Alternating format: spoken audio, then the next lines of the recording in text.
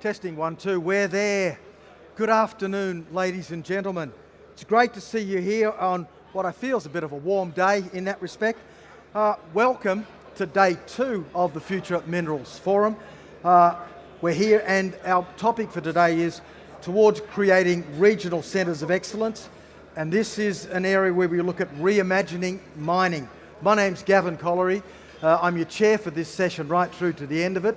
I'm a founder of an organisation called the Melbourne Mining Club, so I live in Melbourne, Australia. And for my sins, I'm also IMARC ambassador. IMARC is the Australian arm of this type of a forum, along with Mines and Money in London. So that keeps me pretty busy for a lot of the time. Our first panel today is Geopolitics, Critical Minerals and Building Transformative Partnerships. And we'll get onto that in a moment. But the last thing I wanted to say was I'd like to acknowledge our sponsors who have been very kind to us. There are too many, so their identities and their logos will appear on the screens at appropriate times. The second thing is that we take safety is paramount in the mining industry. So if there's a need for us to leave this area, I'd hope that we do so in an orderly manner under guidance from the forum staff.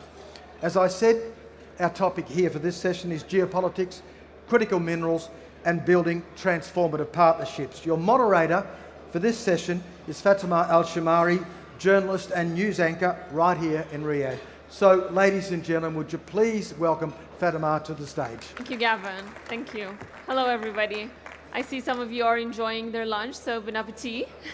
And I would like to call on my panelists to join me here. Mr. John, Chief Executive Officer. Hirofumi Katasi, please forgive me if I mispronounce that. And Shilakama Darren Kuwail, I believe. Welcome. Happy to have you on this session with me, please. Thank you. And I'm going to start with each and every one of you introducing themselves, perhaps telling me your expertise and what is your role in this mining industry. Please go ahead, Mr. John. The mic, there you go. Thank you. Thank you very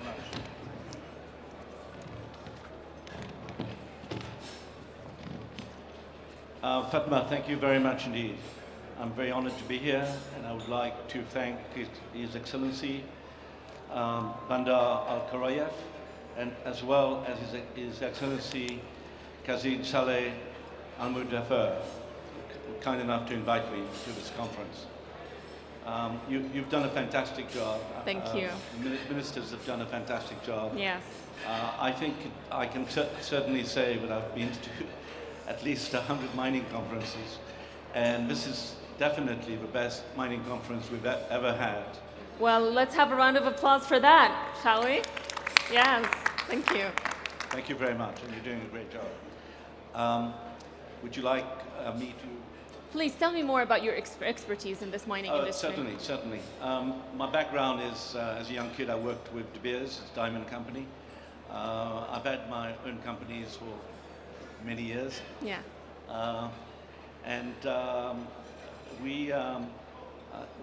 We've had a number of very successful mining ventures. Mm-hmm. We are a diversified group, which is basically mining, medtech, and conservation. Well, lovely. In that order. As to mining, we were lucky enough to discover the Voisey's Bay deposit. Mm-hmm. Robert Friedland was the second largest shareholder with me. He's an old friend. We sold the company to Inco for 4.3 billion in '96, which was good. And then we've had a number of other companies. We restarted the economy of Sierra Leone with 2 mines, a titanium mine, Sierra Rutal, and a aluminium mine, a bauxite mine. Lovely. And so we literally, after the war, the UN left and we were it. We went from 0 to 2,000 employees in the space of 6 months. Wow, busy guy. Yeah, those mines are still operating, and I think we can truly say that. So that's impact investing, because we talk a lot about green investing. We shouldn't forget also that we really need to look at impact investing to benefit the local people. And we will talk about that in a moment. Yes. Mr. Katase, sorry if I'm interrupting you. No, it's all right. Just also we have a big discovery at Immonite in Madagascar. Yeah. And on the medtech side we do heart valves and oncology. Been very successful with mitral valve, only one of its kind where you can have it in 45 minutes instead of open heart operation. It's a groundbreaking new system. Wonderful. This is based in the U.S. Anyway. And I believe your company is also the first investor in the Republic of Congo? We were the first to go in. They were producing 40,000 tons of copper. Yeah. And we got them to start joint venture. We did the first joint venture called Wazy Tailings. Lovely. So such a rich experience in the field. Mr. Katase, can I hear from you? Thank you, Ms. Fatma. It's my great honor to participate in this session, and also I would like to express my great gratitude for inviting me to this forum.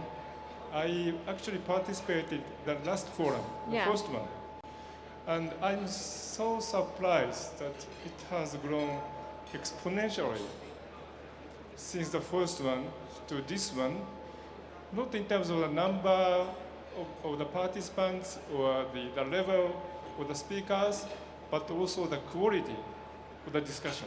Yeah. And I hope that I'll be able to contribute to even furthering the discussion that is so necessary at this stage in the world. And if I can briefly introduce myself, I'm originally a government official. I have been working for Ministry of Economy, Trade and Industry of Japan for 30 years, or no, 35 years. And I was involved in the trade policy, energy policy, natural resource policy, technology policy, and I worked with bilateral relations with many countries, including this kingdom, and also with Africa. And currently, after I left the government, I'm Executive Vice Chairman of IPAMS. This is the company originally founded by Robert Freeland, but it has a very special technology to make disruption in many sectors. And one of it is the mining sector. We have developed technology called Typhoon. So this is a super strong, clear geophysical survey system. And leveraging on this technology, we have spun out a company called Ivanhoe Electric, in which I still sit in the board. And this Ivanhoe Electric has just yesterday concluded a strategic partnership agreement with Marine. Okay. So we will create a joint venture to explore up to 50,000 kilometers. Wow. In the region? In this country. In this in Saudi Arabia. Okay. Yeah. Utilizing this Typhoon technology. Yeah. And this technology can go 100 times faster in terms of the area of explorations, and also 5 times deeper.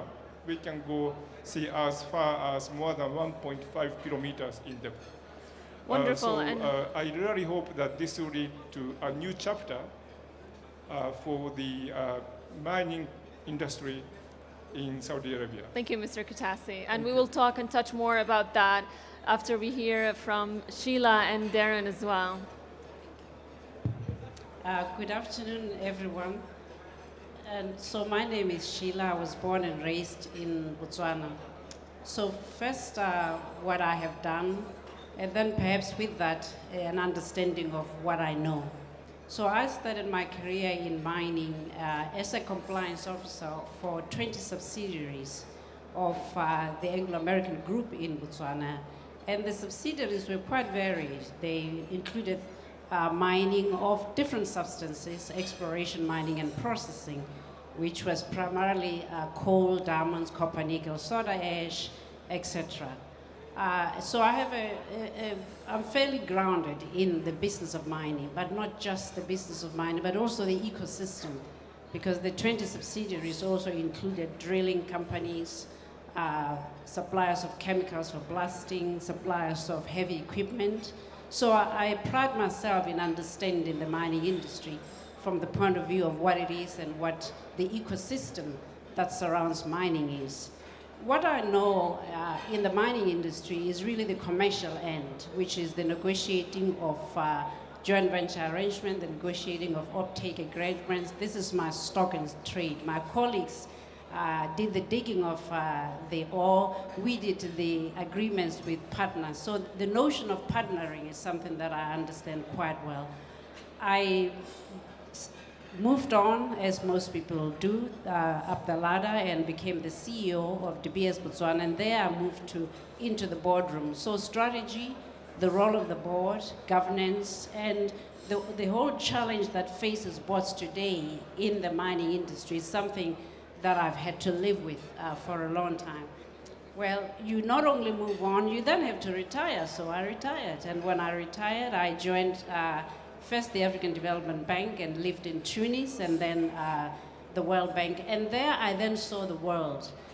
Some of the governments I worked with were here in Central Asia, some were in Latin America, some were in Africa. So I pride myself also as being a child of the universe and being able to see and understand the pain that faces governments, wherein I first started basically thinking only from a corporate perspective. So that, for what it's worth, is what I know. Thank you very much. And might I add to that, Sheila, you are one of the few leading females in the mining industry as well. And we are honored to have you here with us on this panel. Darren, please. Hi, thanks everyone, good afternoon. It's a pretty hard act to follow Sheila, isn't it? I was born in Africa to a dad who worked for Caterpillar, so I drove my first dozer when I was 6. So it's all I've ever known, really. But when I was about 8, I moved to Australia. So I did a mining degree at the School of Mines in Kalgoorlie, and I've worked all around the world. My last job before this one was the UK government's mining engineer, where I've met quite a few of you people in the audience and around. And I now look after Worley's Europe and Central Asia business, but also the battery active material business for them globally. And that's why critical minerals is a very big part of what we do globally. And also, this is my second Future Mining Forum, and I'm pleased to be on the stage with you again. So that's my background. My interest and Worley's interest in Saudi Arabia is we have a very large business here.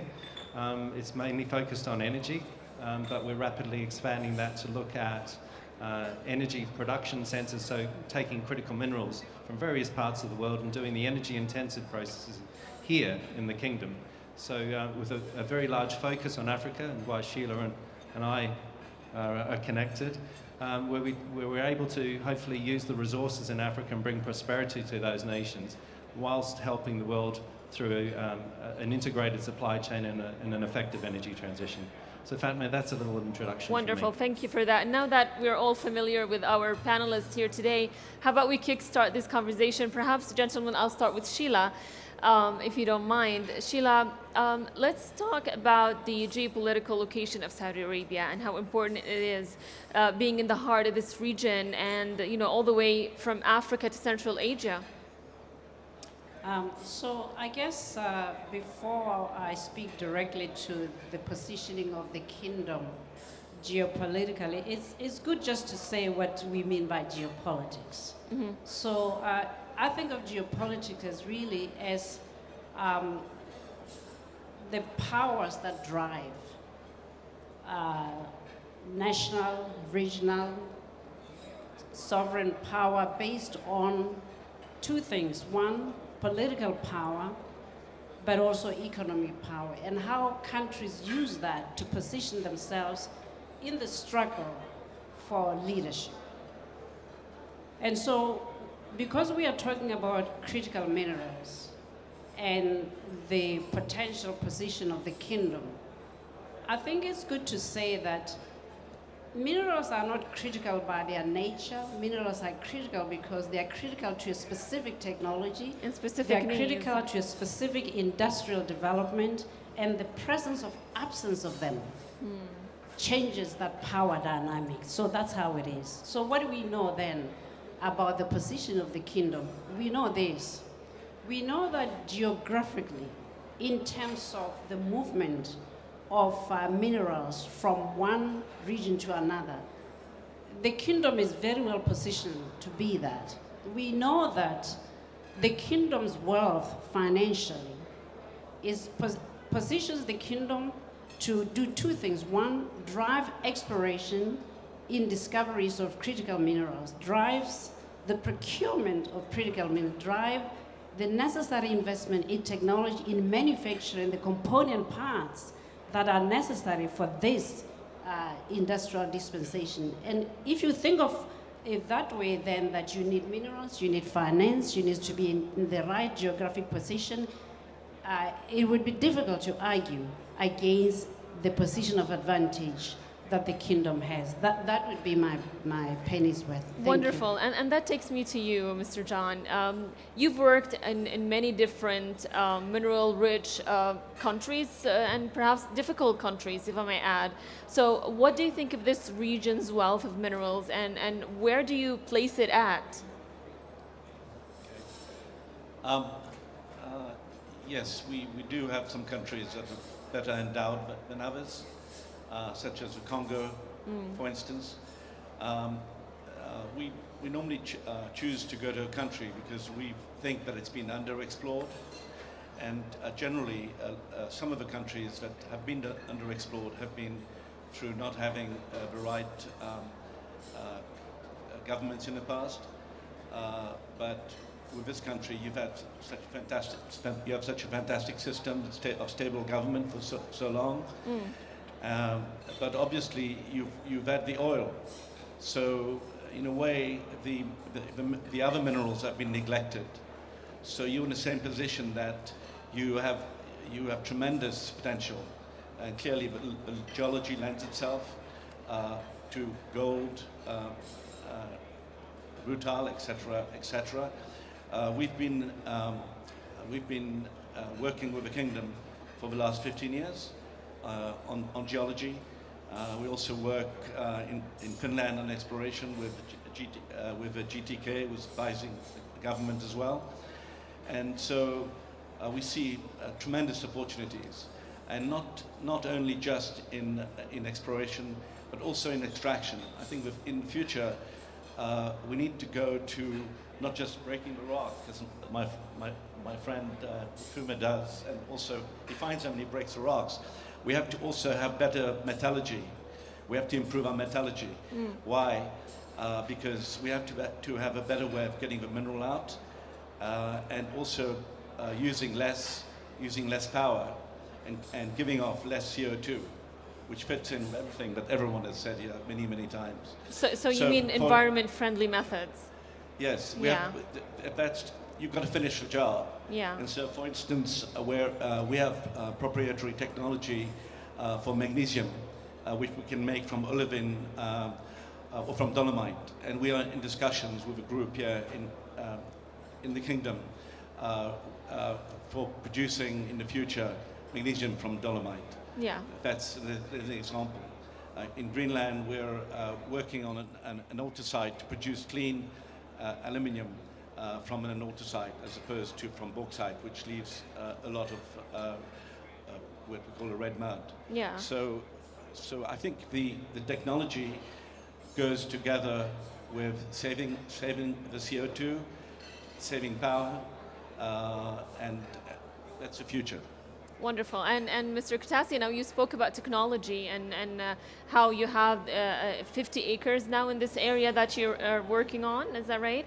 And you said that it goes 5 times faster and deeper. Now, how can you use that technology to, so to speak, speed up the process of exploring critical minerals in the area, and at the same time, is it safe for the environment, as he was mentioning? Yeah, this is our technology is 100 times faster, 5 times deeper. Okay. And we jointly explore with more than 50,000 square kilometers. So it's 2.5% of the total land for Wow. this kingdom. And answering to a question, this is the extension of the existing geophysical technology called the electromagnetic or electric geophysical survey. So basically, you just put electricity under the ground. Okay. So it's not intrusive.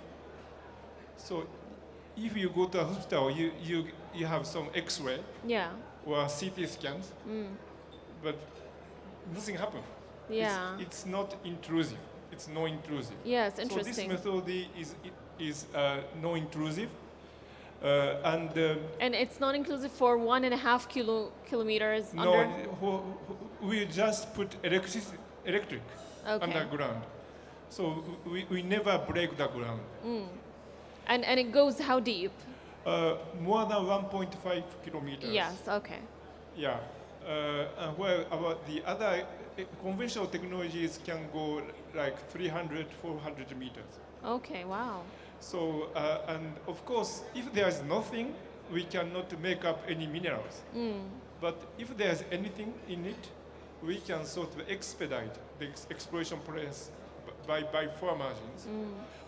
Because after this geophysical survey, we need to drill it to prove there is something. Yeah. But if we do not know what, even if we cannot see below 400 meters, we just drill using instinct. But with our survey, which is similar to the X-ray or CT scanning of your body, you know what is in it, and you can start operation. Based on that information. Yeah, yeah. Wonderful, lovely. And Sheila, I will be back to you in a minute. Darren, I want to talk to you about supply chain. Now, being this region, being in the heart of a wealthy, mineral-rich region, how can we have a sustainable, reliable supply chain between, Africa, Central Asia, and the whole region? That's probably a question for Sheila as well. Let's talk about if we don't have it. That is the question, isn't it? Where we need 5 times more lithium, 500% more lithium, 500% more cobalt, 100% more nickel, and so forth, 100% more copper. If we don't have that, the energy transition just doesn't happen at all. So we estimate, when we look at the European region, about 25% of the battery gigafactories that are currently under construction in various stages, they're unviable. About 1 in 4 are unviable because they don't have a supply chain. So that's the context in which you answer the question. It's the rate of development that's really important. So, and bringing prosperity and enabling the countries which contain the ore bodies to actually profit in that example. But no one country can do it by itself. And that's why Saudi Arabia is so important, the kingdom is so important to the journey, whether it goes to Saudi itself or does it go to the US or the European Union and the United Kingdom or the Asian countries. So where we see it happening is mining, and as much as possible gets done in the country of origin. Okay. That's really important. And then where we see the kingdom being hugely influential globally is in the production of heavy industry, the heavy intensive industries that need lots of power, that we haven't cracked the code yet on lithium production from spodumene into hydroxide. So if we can use solar power at a cheap price, that is the best that we can do at this moment in time. And the kingdom has already given a lot of emphasis on that transformation, but also within the logistics of transporting raw materials such as powders rather than oil and gas. So the kingdom has said they'll put 1,000 kilometers of rail in, for example, to help that transition. So it's an integrated, long-term, low-carbon supply chain that's required to produce the raw materials that are needed for the introduction, for that energy transition. And Saudi Arabia is right at the center of it, genuinely. Lovely. Now, Sheila, let's talk about the importance of using perhaps the surge of demand for critical minerals to industrialize Africa, Middle East, Central Asia regions, and having that breaking rank with the traditional and export oriented. So, yes, of course, it is true that the surge in demand for minerals and with that metals is really probably, when I think about it, I think of this as the second industrial revolution. It is that big, 500% increase in minerals. Even I can't imagine what that looks like. But the elephant in the room is this. First, and I say this with the greatest respect. So Africa is very well endowed with minerals, but so far Africa has not turned those minerals into tangible industrial benefit. This is a big deal for those who run those countries, because it'll be a terrible indictment if at the end of the second revolution, Africa is still in the same position that I am. We just have to say it. Yeah. And so there's a warning shot for those countries that are endowed with minerals. It won't happen unless you make it happen. So how do you make it happen? It's critical that you are clear about what the policies are that you need to attract the right investors. If you are the DRC and you have a deposit of the kind that that country has, you want a blue chip company. You don't want to nibble in the edges with companies that nobody even knows. It's a disservice to your country. The second thing, of course, is this, that it's important to understand, to the subject of our discussion, it's a partnership. Governments can't say, if you come to our country, you will do this. Investors don't like that. They know their business. They know how to run it. What they want to know is, what is your value proposition to us relative to ourselves? And if you strike an alignment, then you have a partnership. So I think partnerships are critical for us in succeeding. Partnerships are critical not just between country and companies, they are also critical regionally.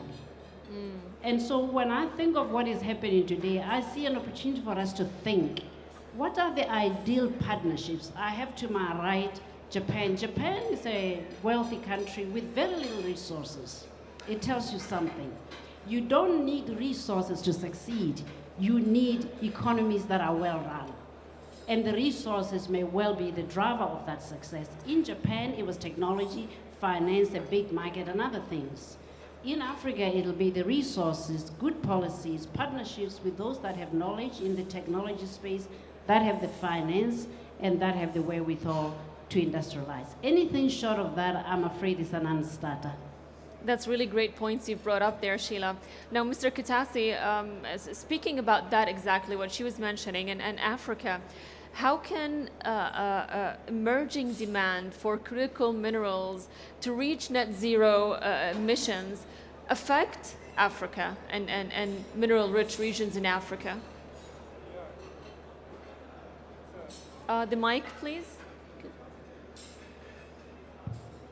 Hi. All right. So it's a great question. Thank you. So in order for the at global level, the energy transition to take place, Africa metals is dispensable. So we need to have the massive investment into Africa. But as Sheila said, it doesn't necessarily mean that this will automatically lead to the growth of Africa. What is important is to make this investment a key driver for the African growth, because Africa has a potential in terms of the populations, already 1.4 billion. 60% of the population is below 25 years old. So huge potential. So the key is to make this mining investment a key driver. So how? So first, the mining the investment should be a key driver for all the government to get a right regulatory and legal business regime. Okay. Secondly, this should be the key driver for the development of human resources as well as diversifying workforce. And thirdly, this should be a key driver for the building up of the key infrastructure, including the logistics infrastructure. Okay. Because some of the mines are in the inland, like in DRC, it's in Katanga. So in order to transport it should go either south or east or west, but we need infrastructure, and most of these infrastructure will go cross-border. Okay. So we also need the institutional key infrastructure to expedite the clearance of the custom. Yeah. And if this mining investment can make this happen, this will be also a key infrastructure, key driver for the whole economic growth. So that's why I think the partnership, private, public, and also international partnership is a key to make a right to make investment a right key driver. And here comes the geopolitical question, because the now United States is now regarding China as a strategic competitor, and there is a move on both sides to build independent supply chains, and this will lead to the competition into the mineral resources. And of course, competition itself is not bad, but it could lead to the undermining of building up such a key infrastructure. For example, like in the investment or legal or regulatory regime, such a competition can undermine each government effort to get a right legal framework. So that's why we need to have the countries such as the kingdom who take a role to leading the partnership, overarching a difference between the United States and China, because this is really rational, because all we are doing is in the common interest of everybody, including China and United States. Correct. If we cannot stop global warming, yes, then and mineral-rich countries as well. Yes. Yeah. So that's why I think that the role of this kingdom is very important, and hence the importance of this forum. Lovely, lovely. Thank you. And Mr. John, what do you see the impact of investment? I mean, please, Mr. Katasi, the mic. The impact of the investment in this industry and the importance of it. I mean, they've mentioned how important it is to attract the right investors. Yes, absolutely. You do need to have seasoned people who've done this before and who have literally changed the fates of countries. Voisey's Bay is a typical example. We went there exploring no infrastructure with helicopters. The employment rate was minus 40%. There was 40% unemployment because they relied on fishing, and the fish had gone. So the discovery of Voisey's Bay changed everything. Absolutely. It went from a 40% unemployment to full employment, and today that whole area, Newfoundland and Labrador, is booming. And when you have the wrong kind of investors? Well, it won't go anywhere because you'll be giving concessions to companies that really aren't going to perform. But there is a way of doing that, and there is a way of making sure that people do perform. Generally, most countries will have it to where you start off with a big area, and then you do what you're supposed to do, and then you shrink it down to a small area, and so on, until you're left with where the mines are going to go in effect. So there's a way of controlling that. Lovely, wonderful. So that will lead me to Darren. I want to ask you about the risks.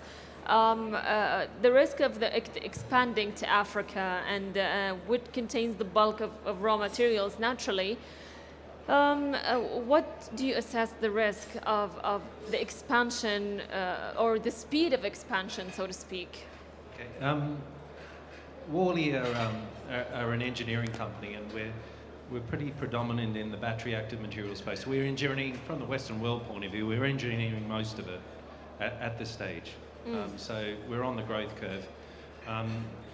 For us personally, the risks are people. We don't have enough. We need another 3,000 in the next couple of years. And kids don't want to become mining engineers or metallurgists or geologists anymore. And this is a big issue. We don't have enough trained people. So we're looking at academies, and in the countries of which we're building the facilities. We have a big academy in the kingdom as a point of interest. The next bit is the understanding of engineering. When you engineer, you expect to be talking to clients that have an understanding of the gated process and feasibility studies and feed studies and all those sort of those well-acknowledged engineering processes which reduce risk, to come up with a facility that makes what it says it's going to make with all the right parameters. And what we're seeing at the moment is we still do have educated clients like that, but we're seeing more and more, we're seeing cashed up investors with no understanding of engineering. Oh. And that's a real risk, because the time frames, the discipline of engineering and so forth is fundamental to a successful facility. Yeah. The third thing we see is we don't have enough time. The way we engineer at the moment is taking too long. Time is not on our side, so we're investing in ways in which we can shorten the engineering process while maintaining safety and production and throughputs and so forth. So if you combine all that together, then you overlay the geopolitical bits. The unintended consequence of this race to zero, if we don't change the way we mine, is increased environmental impact. By nature, mining, unfortunately, is an invasive process. It has an environmental impact. And to Sheila's point, it'd be an absolute travesty if we mine in the same way we always have and increase the amount of tailings dams, and we don't connect the local communities, and we miss this moment in time to transform mining. That is, for me personally, the biggest risk of missing the moment in which mining can fundamentally change. And to your point about the way you use electricity to have a non-invasive way of mining, Worley are looking at things like deep eutectics, and we're looking at coarse flotation. We're looking at trying to take the impact of the environment and ways of ensuring that it's the minimum possible in the way we process the ore. Well, let me ask Sheila about the laws and policies that governments can enforce to actually champion ESG and reduce risks he mentioned. So if I may, I'd just like to comment on the risk issue. So now I speak as an African. For me, the biggest risk is really that Africa misses the boat, because Africa is too busy worrying about whether they should befriend China, the United States, or Europe for that matter. Africa should only befriend its citizens, and where we get the partnerships that help us, that's where we should go. And I think that is why the call to action by the kingdom is so timely, because now we have a significant player that allows us not only to exercise choice and shop around and see where we are likely to derive the most advantage. I think the second risk also that we run is that, these minerals are critical because there is demand for them now, and partly because there hasn't been discoveries elsewhere in the world. As we speak now, Africa's share of mineral exploration is at its lowest in 20 years. This is, frankly, a colossal underperformance given the mineral prospectivity of that region. So not only in absolute terms is the region underperforming, the region is underperforming relative to its own geological potential. This will not do. And the risk that because of this lack of discovery, others discover and Africa is left behind is my worst nightmare. Now, what was your question? I was asking you about how laws... I asked myself the question. I was asking about how government can enforce laws and policies to champion ESG. Sure. So, first of all, it's important to be clear. ESG is an acronym. Actually, you should break it down and say, how can governments enforce laws on environment, the social, and governance? The short answer is, these laws exist. A huge amount of ESG is social enterprise. The truth of the matter is, there isn't a country in the world today which has oil, gas, and minerals and doesn't have a governance structure and doesn't have an environmental law and doesn't have, this exists. The real question is, what is getting in the way of us implementing them in a way that is effective? And my answer to that is the lack of realization that there is the direct correlation between the future of mining and mining's capacity to prove its value proposition to the world. ESG is the key. If we do so, we will be able to silence our critics. So my answer to you is no, Africa has the laws, and I should know. I created a database in which if you go to, you will find every law in every jurisdiction on the African continent on minerals, environment, and fiscal policy. So I know they exist.